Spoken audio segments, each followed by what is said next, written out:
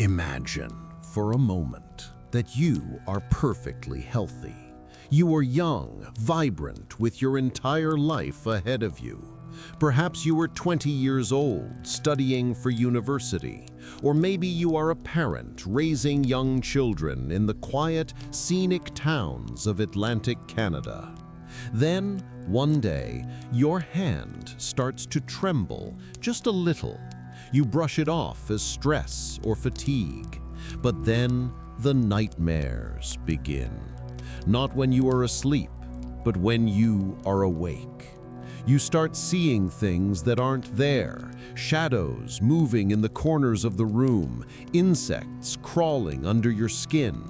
Within months, the decline is catastrophic. You forget how to write your own name. Your muscles waste away until you are confined to a wheelchair.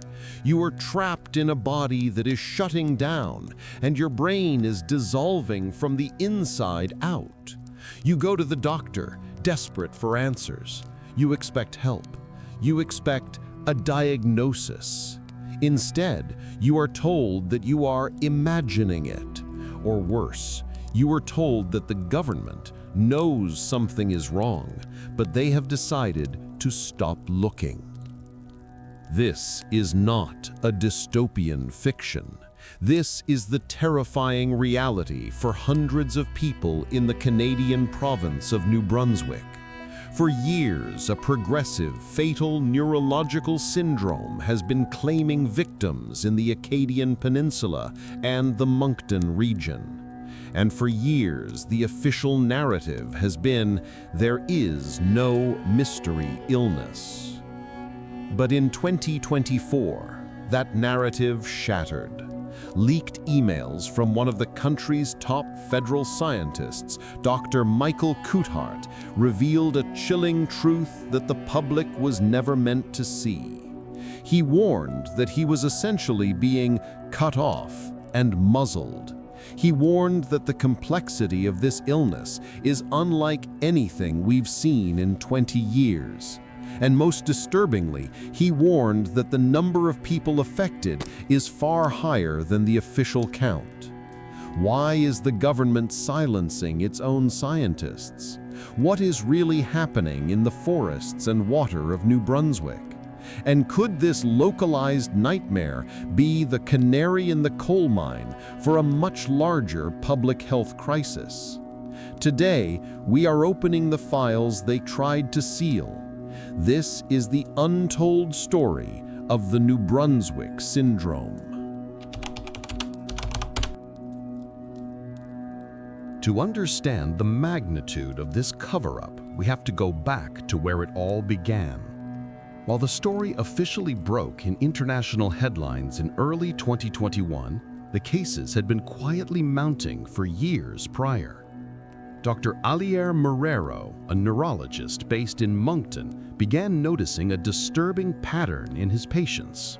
These were not typical neurological cases. Patients were presenting with symptoms that looked exactly like Creutzfeldt-Jakob disease, or CJD, a rare, fatal degenerative brain disorder caused by prions. It is the human equivalent of mad cow disease, a condition that turns the brain tissue into a sponge. The symptoms were identical: rapid dementia, muscle spasms, hallucinations, and eventual death. But here is where the mystery deepens. When Dr. Marrero tested these patients for CJD, the tests came back negative every single time. They had the symptoms, they had the rapid decline, but they didn't have the known disease. It was something else, something new, something that defied the medical textbooks. In March 2021, a memo from the Provincial Public Health Agency was leaked to the press, acknowledging a cluster of 48 confirmed cases of an unknown neurological syndrome. At that moment, it seemed like the system was working. The New Brunswick government appeared to be taking it seriously. They promised a full investigation. They involved federal scientists through Ottawa. The world was watching, and the families of the victims finally felt heard. But then the atmosphere shifted. As the case numbers grew and the media attention intensified, the government's commitment to transparency began to evaporate. The monthly updates stopped. The task force was quieted. And in February 2022, the province of New Brunswick dropped a bombshell that would leave the medical community in shock. An oversight committee, which notably excluded the very neurologist who discovered the cases, released a final report attempting to bury the entire issue. Their conclusion was absolute. There is no mystery illness. They claimed that the 48 confirmed cases were simply mistakes. They argued that these patients had been misdiagnosed and were actually suffering from known conditions like Alzheimer's, cancer, or even just anxiety and depression. They effectively gaslit an entire province. They shut down the investigation. They disbanded the task force.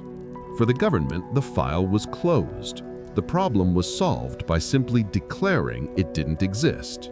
But you cannot administer a disease out of existence.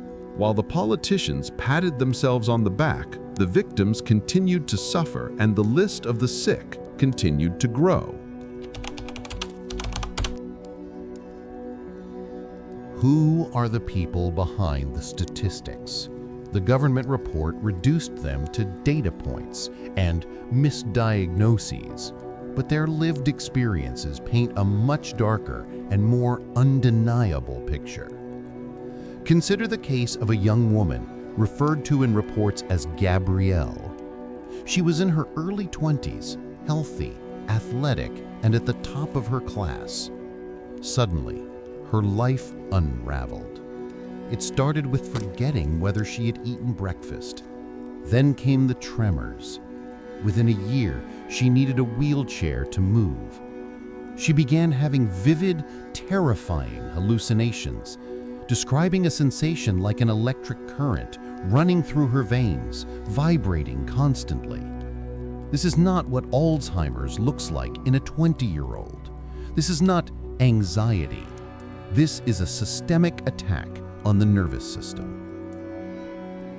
One of the most disturbing aspects that the 2022 government report completely ignored is the caretaker phenomenon.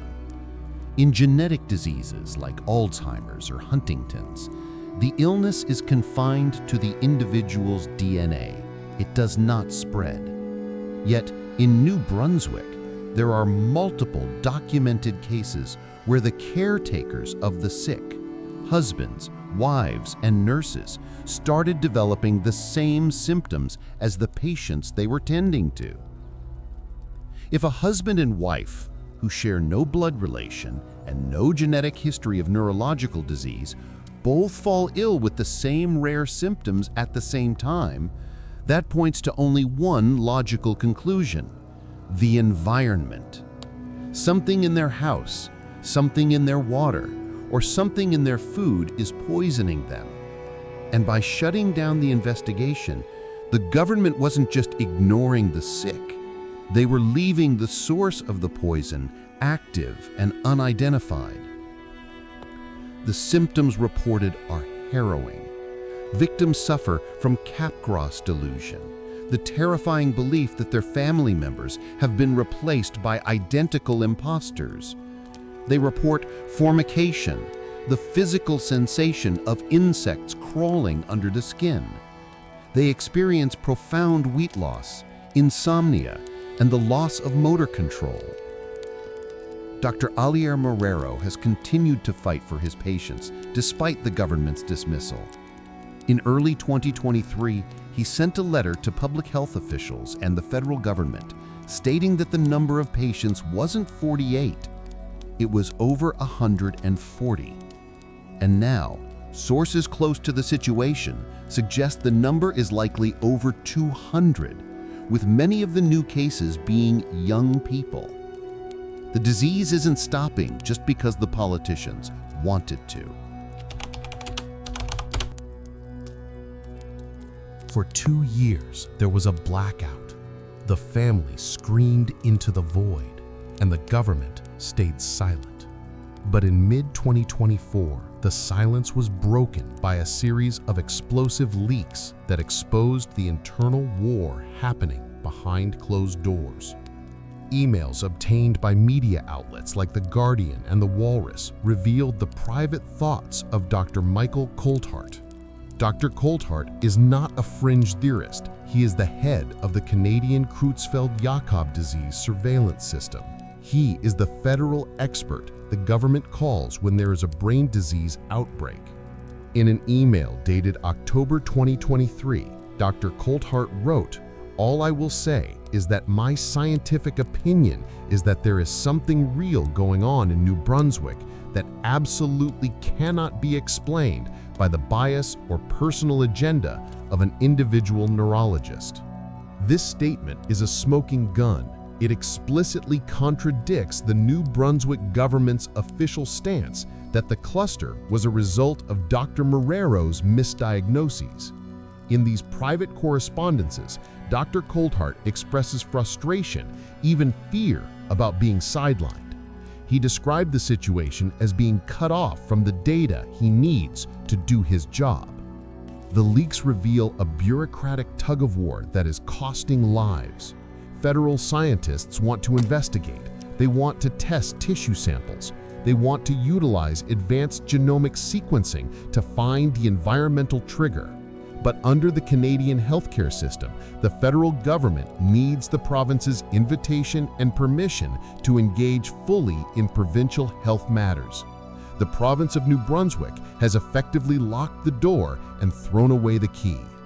In another leaked exchange, a senior scientist at the Public Health Agency of Canada wrote that the cluster is tailor-made for an environmental study, but they are forbidden from moving forward due to political reasons. This raises the most uncomfortable question of all: why? Why would a government stop its own experts from saving the lives of its citizens? When a government covers up a health crisis, the motivation is rarely purely incompetence. It is almost always about liability and money. This brings us to the leading theories regarding what is causing the New Brunswick Syndrome. When you look at a map of the affected cases, they cluster heavily in the Acadian Peninsula and the Moncton area. What is unique about these places? The leading theory among independent researchers and environmentalists is glyphosate. New Brunswick is unique in Canada for its massive industrial forestry industry. It is one of the only places in the world that heavily utilizes the aerial spraying of glyphosate, a powerful herbicide, over vast tracts of forest. This is done to kill off hardwoods and vegetation, promoting the rapid growth of softwood trees used for lumber and paper production. Local residents have been sounding the alarm on this for years. They tell stories of the spraying planes flying overhead, and days later, the vegetation dies and the wildlife behaves strangely. The theory suggests that the chemicals are entering the water table or concentrating in the tissue of the wildlife, the deer and moose that locals hunt and eat. Glyphosate is a known endocrine disruptor, but its neurotoxic effects in high concentrations, combined with other environmental factors, are not fully understood. If the mystery illness is actually long-term neurotoxicity from industrial chemicals, the liability for the province and the massive timber corporations operating there would be in the billions. It would destroy the economic engine of the region. A second compelling theory involves beta-methylamino L-alanine, or BMAA. This is a neurotoxin produced by blue-green algae blooms. We know these blooms are becoming more common and more intense due to climate change and agricultural runoff. BMA has been scientifically linked to ALS, Alzheimer's, and Parkinson's disease in other parts of the world. High concentrations of this toxin have been found in the lobster and shellfish of the region, a staple of the local diet and a massive export industry. But here is the tragedy. We don't know which theory is right. We don't know because nobody is testing for it. By declaring the case closed, the government ensures that no soil samples are taken for this specific purpose. No water is analyzed for these specific neurotoxins. No deer meat is tested. Dr. Coulthardt's leaked email mentioned an environmental exposure. He knows it, the scientists know it. But as long as the political wall remains up, the people of New Brunswick are living in a toxic petri dish, unaware of what they are eating, drinking, or breathing that might kill them. The New Brunswick Syndrome is not a mystery because it cannot be solved. It is a mystery because the authorities will not solve it. If a government can hide a cluster of over 200 brain-damaged citizens in a G7 country simply by changing the definition of the disease and silencing the experts, what else are they hiding? This is not just a tragedy for the families involved. It is a warning to everyone. When science is silenced by politics, the result is suffering. The emails are out. The truth is leaking through the cracks. But until a full, independent federal investigation is launched with the power to test the environment and the patients, the people of New Brunswick remain in the dark, waiting for the trembling to start.